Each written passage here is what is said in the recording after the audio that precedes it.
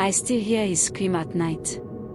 It wasn't human. It sounded like something being torn apart, something realizing too late that the dead don't forgive. My name is Lady. I grew up in a small village near the river Osh. When I was 16, the prince came to our land. His name was Prince Taye, son of King Odid, ruler of the Western lands.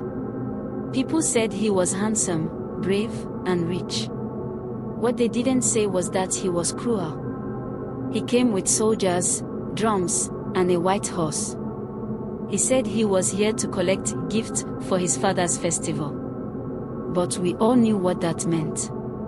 He wanted our best crops, our best animals, and our daughters. My cousin, Ada, was chosen. She was 17. The most beautiful girl in our village. Her smile could calm a storm. My uncle begged them not to take her. The prince laughed and said, "The king takes what he wants." That night, we heard her crying from the palace camp near the forest. The guards said if we came near, they would cut our tongues out. By morning, Ada was gone. The prince said she ran away. But old Mama Tenny, who cooked for the soldiers, whispered that Ada's body was buried near the riverbank, under a tree with red roots.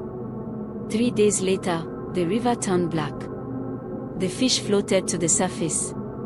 Children who drank the water started vomiting blood. The elders said it was the river goddess's anger. The prince laughed. He said, "Let her come for me if she dares." That night, I saw it. The air turned cold, like harmattan in the middle of July. The moon disappeared behind a thick fog. I was outside fetching water when I heard drumming, not from the village, but from under the ground. Then I saw the river rise, tall like a wall, and in it, Ada's face. Her eyes were open, white and empty. The prince was sitting by his fire, drinking palm wine.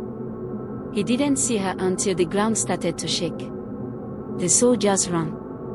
The prince stood, shouting at the river. Then Ada's voice came from the water, calm and sharp. "You said you are a king's son. But even a king cannot steal from the gods." The prince tried to run, but the water reached out like hands. It grabbed his legs and dragged him in. He screamed, but the river swallowed his voice. The next morning, his white horse was found dead by the shore. His crown floated beside it. His body was never found. After that, the soldiers left.